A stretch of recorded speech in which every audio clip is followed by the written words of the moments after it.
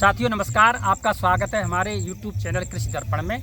मैं साथियों जो है आज आपको पात गोभी या उसको बंद गोभी या उसको कैबेज कहते हैं। हाँ साथियों, ये जो है ऐसी खेती है जो रबी की प्रमुख सब्जी की फसल है।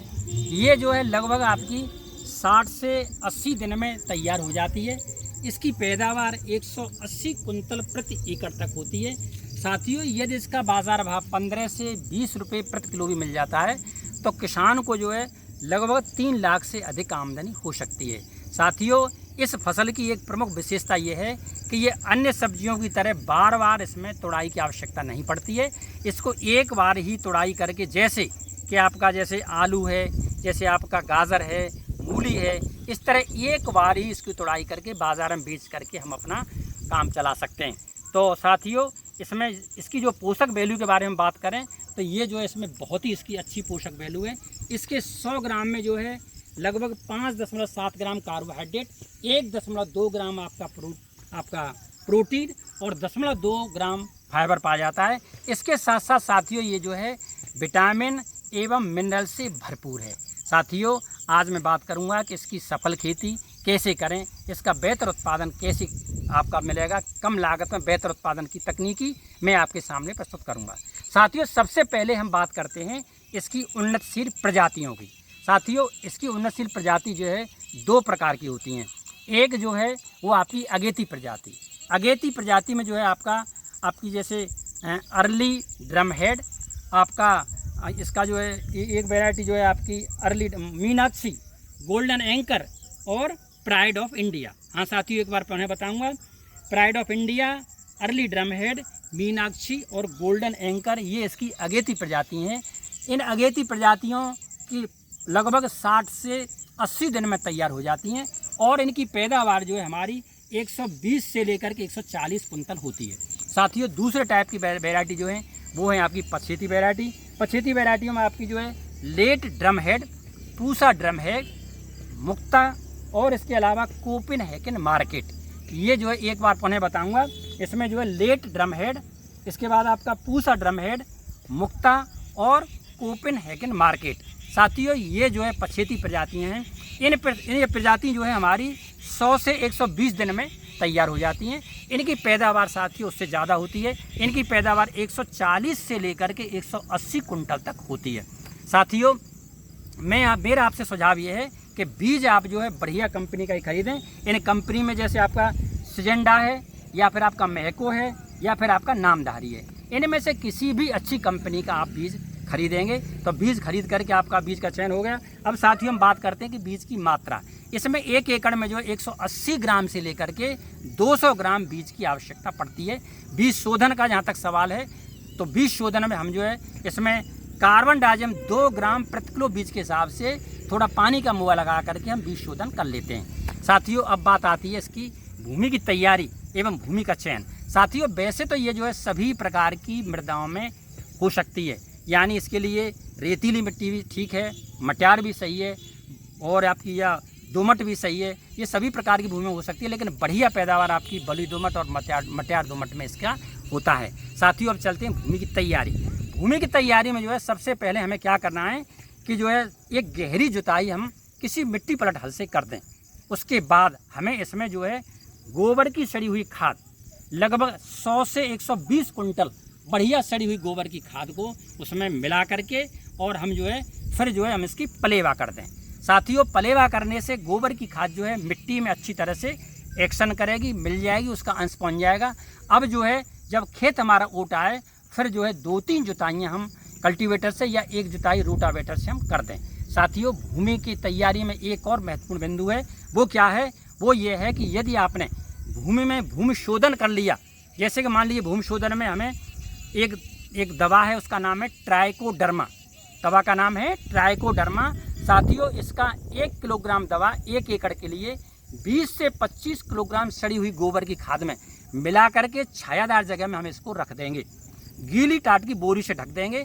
1 हफ्ता तक बोरी को हम गीली रखेंगे। उसके बाद हम जो है इसको निकाल करके अंतिम जुताई में छाया में हम इसको खेत में फैला करके मिला देंगे। ऐसा करने से साथियों हमारे इसमें फफूंदी जैसी बीमारियां हैं उनका खामियाजा हो जाएगा, वो नहीं होंगी। ऐसे ही साथियों जो मैंने ट्राइकोडर्मा बताया है, इसी तरह एक दवा है ब्यूवेरिया बेसियाना, उसको भी ट्राइकोडर्मा की ही तरह उतनी ही मात्रा है, उतनी अवधि है, उस तरीके से मिला करके हम उसको भी अंतिम जुताई पर खेत में फैला देंगे। साथियों ब्यूवेरिया बेसियाना के मिलाने से क्या होता है कि ज़मीन में जो दीमक है, जो कटुआ है, जड़ की सूंडी है, ये इस तरह के जो है ये आपके कीट जो है नष्ट हो जाएंगे। तो साथियों ये आपने काम कर लिया।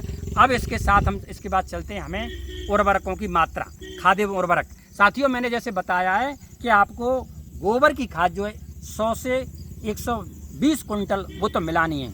उसके अलावा जो है आप इसको ज़मीन में आप जो है लगभग आपके 50 kilogram DAP diammonium phosphate, 30 kilogram muriate of potash और 20 किलोग्राम यूरिया। एक बार पुनः बताऊंगा, 50 किलोग्राम DAP, आपका 30 किलोग्राम म्यूरेट ऑफ पोटाश और 20 किलोग्राम यूरिया। इसको साथियों हम जो है ज़मीन में बेसल ड्रेसिंग में इसको फैला करके अच्छी तरह से ज़मीन में मिला देते हैं। चलिए साथियों, अब हमारी बात आती है कि हमें बीज की नर्सरी डालना। साथियों बीज की नर्सरी डालना भी एक बहुत महत्वपूर्ण काम है। इसमें सबसे पहले हम क्या करते हैं कि बीज की नर्सरी के लिए हमें 2.5 मीटर चौड़ी और 1 मीटर 2.5 मीटर लंबी और 1 मीटर चौड़ी इस तरह की क्यारियाँ इसमें आवश्यकता पड़ती है 5।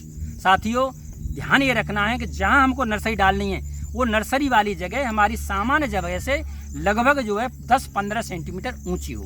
इस नर्सरी डालने वाली जगह में हमें इसमें अच्छी तरह से पहले सड़ी हुई गोबर की खाद मिला देते हैं और थोड़ा ट्राइकोडर्मा भी डाल देते हैं। साथियों इसके बाद हम इसकी बिजाई करते हैं। बिजाई में हमें ध्यान ये रखना होता है कि हमें जैसे लाइन से लाइन की दूरी 5 सेंटीमीटर और उसमें पौधे से पौधे की दूरी 3 सेंटीमीटर और साथियों जो है बीज का गहराई जो है वो लगभग 1.5 सेंटीमीटर। हाँ साथियों, हम जो पौध डालते हैं, नर्सरी डालते हैं तो हमें ये हाथ से ही काम करना पड़ता है।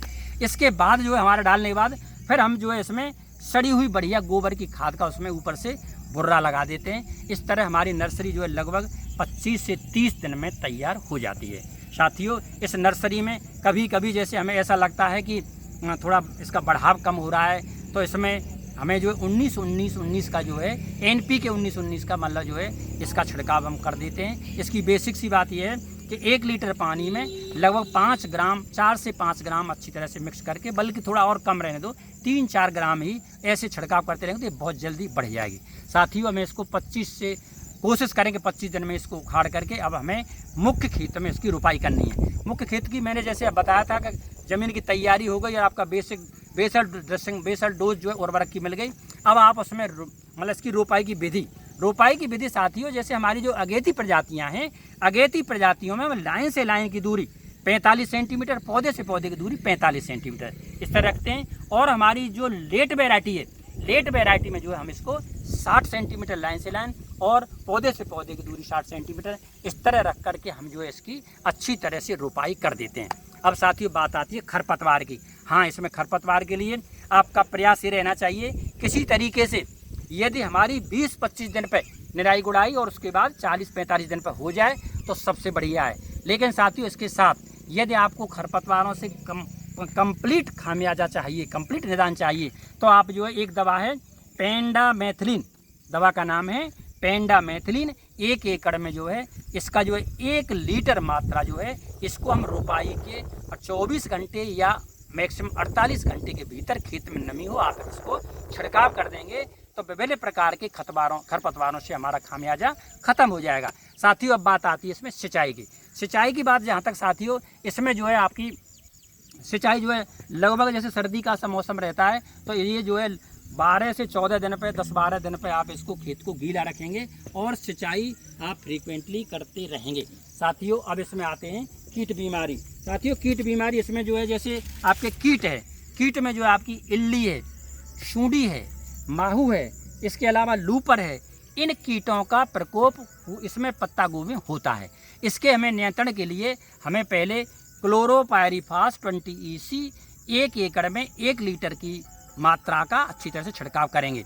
साथियों यदि किसी तरह से इस दवा से हमें पर्याप्त समाधान नहीं मिला है, कोई दिक्कत है, तो फिर हम जो है साइपरमेथिलिन प्लस क्लोरो, इसमें क्या होता है कि 50% क्लोरोपायरीफास होती है और इसमें जो है 5% साइपर होती है। इसके बाद तो आपके जो भी कीड़े मकोड़े हैं वो कोई मतलब इसमें बचेगा नहीं, सब नष्ट हो जाएंगे। इसको मजबूरी में डालेंगे जो मैंने आपका बताया है, पहले आप क्लोरोपाइरीफास 20 EC से ही उपचार करने की कोशिश करेंगे। अब साथियों इसमें आती है रोग। इसमें रोग जो है डाउनी मिल्ड्यू, पाउडरी मिल्ड्यू और आपका जो है लीफ स्पॉट, इस तरह के रोग आते हैं। तो साथियों इस रोगों के लिए वैसे तो मैंने आपको बताया था कि ट्राइकोडर्मा आप ज़मीन में मिलाएंगे तो वो दिक्कत आएगी ही नहीं, यदि किसी तरीके से आप निगरानी करते रहें। देखो कीटों के लिए और रोगों के लिए आप निगरानी करते रहेंगे, और यदि आपके खेत में इस तरह के रोगों का, कीटों का आक्रमण होगा तभी आप उसको दवा का प्रयोग करेंगे। चलिए हम चलते हैं अब इसमें रोगों के लिए। जैसे मैंने बताया है कि इसमें आपकी डाउनी मिल्ड्यू, पाउडरी मिल्ड्यू और आपका लीफ स्पॉट आता है। इसके लिए हम जो है एक दवा है, उस दवा का नाम है आपका थायोफेनेट मिथाइल, या फिर आप कार्बनडिज़म ले सकते हैं। इससे भी बढ़िया फिर आपको एक तीसरी दवा है साफ। साफ में क्या होता है कि आपका मेन को जो होता है 63% और आपका जो है उसमें मतलब कार्बनडिज़म होता है 12%। उसकी 300 ग्राम मात्रा 1 एकड़ में बढ़िया तरह छिड़काव कर देंगे। यदि संभावना लगी तो दोबारा कर देंगे। इस तरह करेंगे तो आपको फफूंदी जैसे रोगों से भी छुटकारा मिल जाएगा। तो साथियों मैंने आपको सारांश के रूप में बताऊं, ये पत्ता गोभी या पात गोभी की सब्जी के बारे में बताया है। ये साथियों जो है कम समय में, यानी लगभग आपका 80 से 60 से 80 दिन में तैयार होने वाली किसान के लिए बहुत बढ़िया फसल है। एक बार करेंगे तो इसमें ज़्यादा लागत भी नहीं है, और यदि बाज़ार बढ़िया मिलेगा तो इसका उत्पादन जो है आपका 180 कुंटल तक हो जाता है। तो ये किसान को 3 लाख प्लस की आमदनी दे सकती है। साथियों यदि इसको समय से बो देंगे तो आपके खेत भी खाली इस तरह हो जाएगा कि आप गेहूं की लेट प्रजाति या फिर आप पीछे चल के आप उसमें प्याज और कुकुरबिटेस की खेती कर सकते हैं। तो मुझे आशा ही नहीं, विश्वास है कि ये वार्ता आपके लिए निश्चित रूप से उपयोगी होगी। यदि मेरी वार्ता आपको ये अच्छी लगी है और चैनल पर पहली बार आए हैं तो कृपया अपने चैनल को सब्सक्राइब कर लें, ताकि भविष्य में इसी तरह की अच्छी जानकारी आपको समय से मिलती रहे। धन्यवाद साथियों, नमस्कार।